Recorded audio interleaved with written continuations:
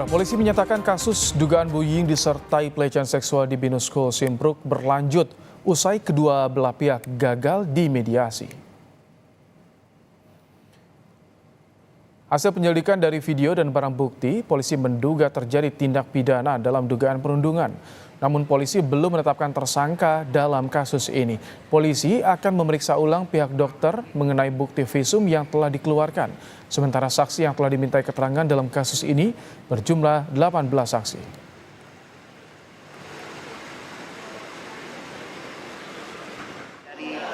Terlapor meminta Kasat untuk memediasi, namun demikian belum ada titik temu ya, jadi dilanjutkan untuk kasusnya. Nanti kita masih mendalami, yang jelas dari video, fakta-fakta yang ada, keterangan saksi itu memperkuat dan memperjelas kasus yang dilaporkan. Tapi kalau dari korbannya sendiri ada luka-luka gitu sih? Itu visum sudah dilakukan, kemudian dari dokternya sudah kita mintain keterangan. Kasus berlanjut, ya kan? Semua sudah kita periksa. Berarti untuk penyidik lanjut.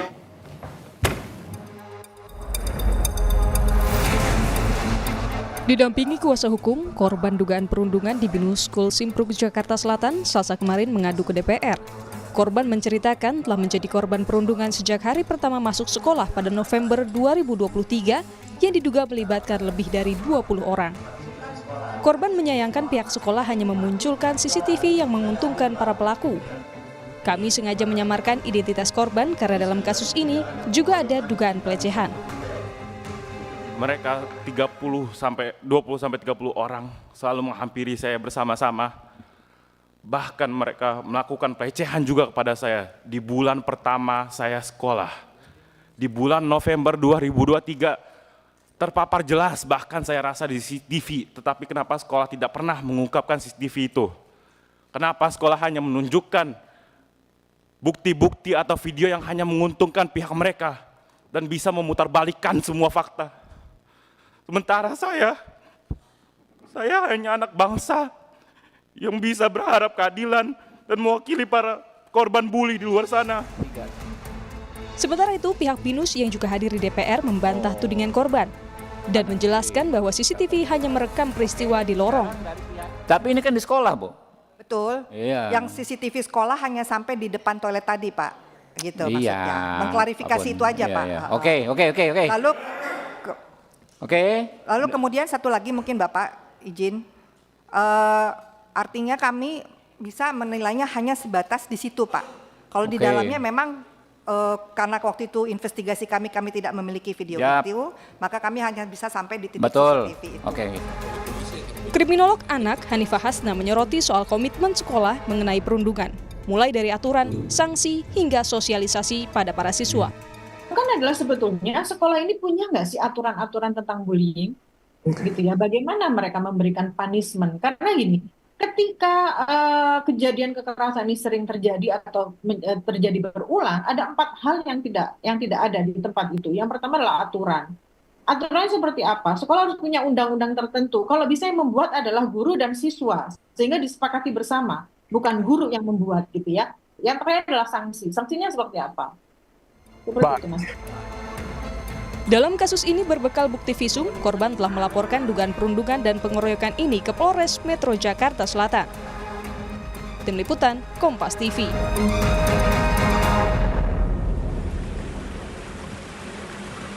Kasus perundungan di Binus Simpruk School layaknya fenomena gunung es. Lalu bagaimana menyelesaikan kasus perundungan di sekolah? Kita akan bahas, saudara, bersama dengan Komisioner KPAI Aris Adi Leksono, dan juga kita akan menunggu kehadiran dari kuasa hukum korban Sunan Kalijaga.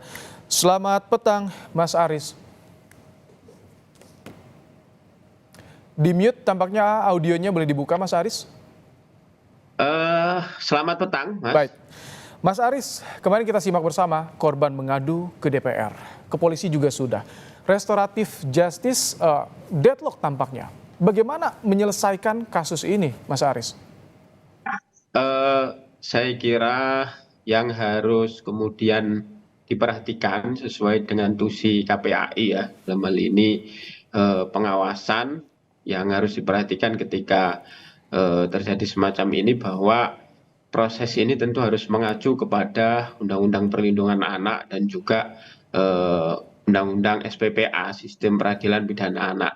Ya, salah satunya ada langkah restoratif justice, dan ketika memenuhi kebentuan mengalami kebuntuan tentu kita harus menghormati proses penyelidikan berikutnya yang pada prinsipnya bagaimana menjunjung keadilan untuk korban dan juga bagaimana terduga pelaku ada efek jera, ada tanggung jawab dan tentu hak-hak anak yang lainnya. Dan yang paling penting tentu para pihak memperhatikan bagaimana prinsip-prinsip perlindungan anak, salah satunya bagaimana mengedepankan kepentingan terbaik buat anak agar kemudian selama proses ini hak-hak anak, hak pembelajarannya, hak-hak yang lainnya tetap kemudian bisa terpenuhi dengan baik. Demikian. Kalau Anda melihat sampai kemarin korban curhat kepada anggota DPR, apakah Anda melihat begitu trauma yang mendalam yang dirasakan oleh korban ini? Ini yang harus diusut tuntas.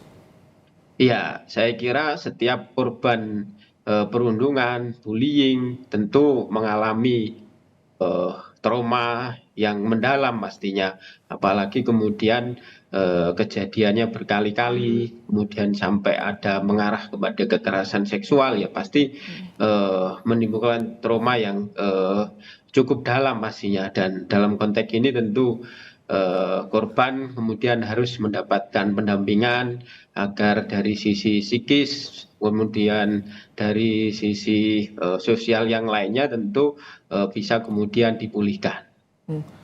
Lalu sekolah bagaimana harusnya bersikap? Korban mengaku pertama kali masuk sudah mendapatkan perundungan. Di Januari bahkan yang viral itu. Bagaimana sekolah harusnya meletakkan kasus ini agar ada keadilan baik bagi korban juga bagi pelaku ini yang karena masih anak-anak nih, Mas Adi? Iya, tentu mengacu kepada Undang-Undang Perlindungan Anak bahwa satuan pendidikan wajib dalam konteks memberikan layanan kepada anak, salah satunya adalah layanan perlindungan kepada anak itu. Maka terkait bagaimana kemudian peran satuan pendidikan ketika terjadi kasus, penanganannya dan seterusnya, itu sebenarnya sudah ada panduannya di dalam Permendikbud 46 tahun 2023, mulai kemudian memastikan bahwa kasus ini ditangani oleh tim PPKSP, pencegahan penanganan kekerasan satuan pendidikan. Jika kemudian tim PPKSP ini dirasa kurang mampu, dirasa menjadi tidak objektif dan seterusnya, maka ditangani di tingkat Satgas. Nah, dalam konteks ini ketika sudah kemudian ditangani di tingkat Satgas dan seterusnya, satuan pendidikan harus mendukung, memberikan informasi, memberikan data yang kemudian objektif agar kasus ini kemudian bisa ditangani dengan cepat. Sebagaimana amanah di dalam Undang-Undang Perlindungan Anak bahwa dalam konteks penanganan anak maka kasus penanganannya harus dilakukan dengan cepat, kemudian komprehensif, dan semua pihak kemudian turut membantu agar itu bisa terwujud. Dan selain itu tentu aspek pendampingan, aspek rehabilitasi, aspek pendampingan psikologis dan seterusnya juga menjadi perhatian begitu. Tapi sebetulnya kalau sekolah bisa tidak dengan mudah untuk mendeteksi, memitigasi jika sudah mulai terjadi cikal bakal perundungan, mulai dari verbal hingga berujung pada kekerasan fisik? Harusnya bisa dan wajib bisa, karena sekolah dalam konteks Undang-Undang Perlindungan Anak wajib kemudian selain menghadirkan layanan untuk pembelajaran juga bagaimana menghadirkan layanan perlindungan. Nah, dalam konteks menerjemahkan secara teknis bagaimana menghadirkan perlindungan, tentu sekolah respect ya, bagaimana kemudian meningkatkan pengawasan di lingkungan sekolah agar tidak terjadi hal-hal yang kemudian merugikan sesama peserta didik, dan juga bagaimana ada kemudian membentuk tim yang kemudian khusus untuk bagaimana melakukan deteksi terkait situasi anak sehingga tidak kemudian sampai terjadi itu, dan memasifkan tentunya langkah-langkah edukasi, langkah-langkah pencegahan sehingga semua aktor-aktor di satuan pendidikan itu muncul kepedulian untuk kemudian Oke. bareng-bareng mengawasi, bareng-bareng mencegah, bareng-bareng mengedukasi sehingga tidak sampai terjadi hal yang semacam ini, Oke. bullying perundungan ini, termasuk menyediakan dukungan sarana prasarana. CCTV dan seterusnya yang kemudian memungkinkan sebagai alat untuk kemudian mengawasi anak terus-menerus gitu. Sehingga terpantau semua aktivitas anak baik di waktu istirahat, di waktu pulang, di waktu pergantian jam, di waktu-waktu yang rawan lah biasanya terjadi bullying perundungan di satuan pendidikan. Kalau ini bicara soal kasus perundungan yang terjadi di Binus School, dulu kan sempat juga terjadi di Serpong, sekarang di Simpruk. Apa yang salah dari sekolah ketika ada perundungan yang kembali berulang? Anda melihat KPAI kan mengawasi, memantau soal kasus ini. Ya betul, dulu di Serpong, sekarang di Simpruk ya. Kami melihat masih belum satuan pendidikan masih belum kemudian memiliki kepedulian yang lebih terkait bagaimana menghadirkan sistem perlindungan anak di satuan pendidikan. Padahal situasinya anak dengan situasi kesehatan mental yang labil, di situasi pergaulan yang kadang nggak terkontrol, pengaruh media sosial dan seterusnya, menjadi sangat penting kemudian di satuan pendidikan itu membangun sistem perlindungan anak, memiliki perspektif terkait bagaimana pemenuhan dan perlindungan hak anak. Nah, ini belum berjalan dengan baik. Kami akan berkoordinasi pastinya dengan pihak BINUS dan juga pihak Kemendikbud agar kemudian ini menjadi pelajaran, tidak terjadi lagi di kemudian hari. Kami ingin kemudian ada langkah-langkah konkret untuk memastikan itu, menjamin itu agar tidak terjadi lagi di kemudian hari. Soal CCTV, apakah KPAI bisa masuk dalam ranah ini? Karena kemarin di curhatan di DPR, korban mengaku CCTV yang ditampilkan oleh pihak sekolah hanya parsial, tidak merekam secara utuh peristiwa yang ia alami.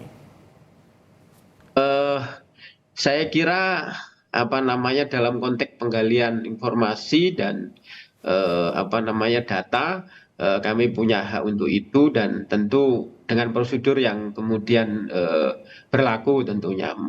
Dan saya kira kan juga ini bisa saat ini kan sudah ditangani di kepolisian. Saya kira kepolisian kan juga punya wewenang untuk itu. Oke, tapi sejauh mana untuk kasus ini KPAI akan mengawasi karena saat ini proses hukum yang berlanjut, mediasi deadlock.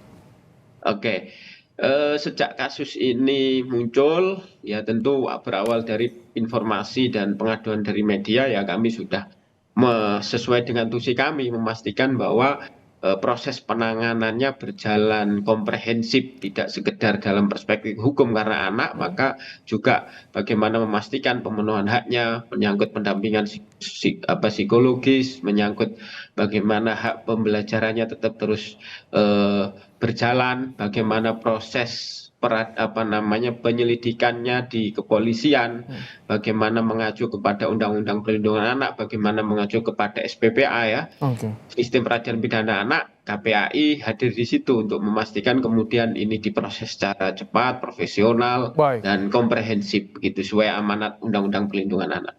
Baik, ini juga kami mendapatkan informasi bahwa saat ini kuasa hukum dari korban, Sunan Kalijaga, sudah bergabung. Selamat petang, Pak Sunan.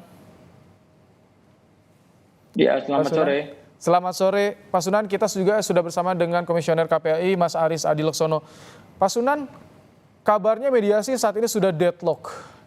Jadi apa upaya yang dilakukan oleh kuasa hukum dan juga korban untuk menempuh keadilan bagi korban di kasus ini saat ini? Iya, selamat sore semuanya. Terima kasih. Iya, yang pasti maaf, sebentar saya potong. Boleh dibuka kameranya agar lebih jelas dan bisa muncul di layar kaca Kompas TV, Pak Sunan? Memungkinkan tidak untuk sambungan visualnya, Pak Sunan? Iya, ini kok nggak bisa ya? Oh, ada gangguan teknis. Baik, baik, sambil nanti kita coba perbaiki. Jadi bagaimana upaya dari kuasa hukum saat ini, Pak Sunan? Iya, yang pasti anak korban maupun orang tua korban sangat menyayangkan ya bahwa dari pihak sekolah maupun dari kuasa hukum anak-anak yang terduga melakukan kekerasan itu semua menyangkal dan semua malah memutarbalikan fakta. Dibilang katanya anak korbanlah yang menantang-nantang ya, anak korbanlah yang ingin berkelahi. Jadi kalau saya rasa ya wajar ya kalau anak korban maupun orang tua korban ini kecewa. Kita bicara sebenarnya pakai logika, karena hukum itu kan juga ada logika hukum ya.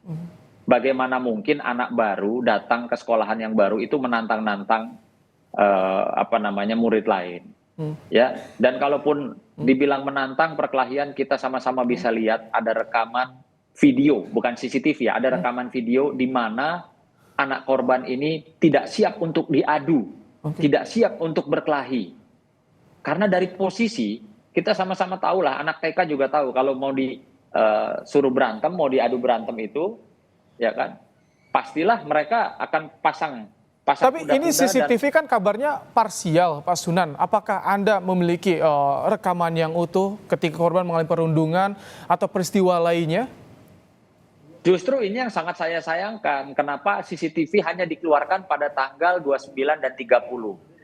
Menurut keterangan dari klien kami, kejadian 2 hari berturut-turut, yaitu tanggal 30 dan tanggal 31, di kamar mandi yang sama, di lantai yang sama, kenapa tidak ditampilkan visual CCTV di tanggal 31-nya? Ya, jadi kalau mau memakai alat bukti CCTV, tolong dihadirkan secara utuh, jangan potong-potongan, begitu loh. Ya, Oke. sederhana saja kok. Ini KPAI harus Sudah rasanya harus mencoba menurunkan meminta ke investigasi gitu. sekolah untuk meminta rekaman CCTV yang lengkap, yang hari yang di mana korban ini mengalami perundungan, Pak Sunan. Iya betul, tanggal 30 dan 31. 31. Halo Pak Sunan. Akhirnya kemana CCTV ini? Akhirnya pada keputusan orang tua dan anak korban, ya kita minta lanjut sampai di proses meja hijau. Baik. Jadi kalau misalkan ini sangat jelas ada relasi perundungan dalam kejadian di CCTV yang saat ini didapatkan dan juga tersebar ini. Kalau kita lihat sama-sama di CCTV pada saat anak korban ya jalan digiring oleh beberapa temannya itu, ya itu kan tidak normal ya. Dia berjalan sementara di kanan kirinya itu ada orang. Di belakangnya ada 3 orang. Jadi dia tuh jalan itu merasa terpaksa. Gitu loh. Oke, sampai di CCTV itu. Lalu pada saat video rekaman dari anak-anak pada saat perkelahian, orang kalau memang korban itu sepakat untuk berkelahi atau bahkan dia yang menantang untuk berkelahi, pastilah begitu aba-aba dia akan pasang kuda-kuda. Oke? Sepakat ya, masyarakat tidak bodoh. Tapi faktanya di video itu anak ini tangannya dua-duanya ke bawah dan nunduk. Ada Secara suasana, psikologis ada terlihat ya. Iya, secara psikologis dia tidak siap gitu loh untuk bertanding. Namun ketika dia dipukul pakai tangan kanan dan mengenai pipi sebelah kirinya, disitulah dia langsung harus melakukan upaya bela diri. Nah sekarang orang kalau bela diri kok malah jadi salah gitu loh. Kalau untuk yang kasus perundungan di kantin, apakah sudah diminta kepada sekolah? Bagaimana jawaban sekolah CCTV-nya, Pak Sunan? Iya, kemarin saya juga minta ya di acara RDP DPR RI Komisi 3 itu, ya kalau mau CCTV dijadikan alat bukti, ya tolong dong yang fair, ya, yang fair, tunjukin tuh semua CCTV, tunjukin tidak hanya di tanggal 29 dan 30, mana 31-nya. Ruangannya sama kok, tempat terjadi pemukulannya itu di kamar mandi yang sama kok. Itu loh. Tapi kenapa CCTV cuma hanya tanggal 30 dan 29? Ada apa ini? Saya rasa sudahlah, stop lah. Daripada kalian membuat membangun opini narasi ini itu baik dari pihak anak terduga pelaku dan sekolah. Apa sih susahnya kalian minta maaf gitu loh? Dan memperbaiki, apa susahnya? Ini ada KPAI yang memberikan atensi Pak Sunan soal kasus ini, Mas Aris. Jadi bagaimana KPAI dengan adanya dugaan kejanggalan yang dirasakan oleh kuasa hukum dan juga korban, saat ini sudah naik ke penyidikan kasusnya, seperti apa agar memastikan ini berkeadilan nih prosesnya nanti, Mas Aris? Iya, jadi memang pembuktiannya sebenarnya kan bisa mudah ya kalau kemudian tadi pihak satuan pendidikan juga kemudian mendukung dalam proses pendidikan ini. Tapi ya perlu kami ingatkan juga dalam konteks menghalangi atau dalam konteks dalam konteks penyelidikan agar kemudian proses penanganan anak ini bisa cepat juga bisa berdampak hukum saya kira. Dan salah satu alat pembuktiannya betul CCTV tadi ya memang harus dilihat secara komprehensif, tidak parsial. Dan saya kira polisi dalam konteks penyelidikan punya wewenang untuk meminta ya kan alat bukti itu secara komprehensif, dan KPAI akan mengawal itu agar pembuktian ini juga kemudian bisa berjalan dengan cepat ya kan, akurat, dan juga tentu demi kepentingan terbaik buat anak pastinya. Ya. Oke, baik. Boleh saya tambahkan? Sedikit saja ya, karena terbatas juga durasi. Silakan, Pak Sunan, sedikit. Jadi pada saat acara kami semua diundang ya, sekolah, pelaku, orang tua pelaku dan kami korban diundang untuk agenda restorasi justice yang dipimpin oleh Kasat Reskrim Jakarta Selatan ya beserta jajaran. Di situ sekolah menyampaikan kepada kami, ya Pak Sunan, tolong sampaikan kepada orang tua korban dan adik korban permohonan maaf dari kami, dari sekolah. Ya, begitu juga orang tua terduga pelaku, ada 2 orang tua. Jadi hasilnya apa? Hasilnya deadlock soal mediasi? Menyampaikan permohonan maaf. Namun demikian, ketika kemarin ketemu di DPR, di Komisi 3, ada pihak sekolah yang kemarin meminta maaf, ada pihak orang tua yang kemarin meminta maaf, bertemu secara tatap muka bersama korban dan orang tuanya korban, tidak memperlihatkan adanya upaya untuk meminta maaf. Gitu loh.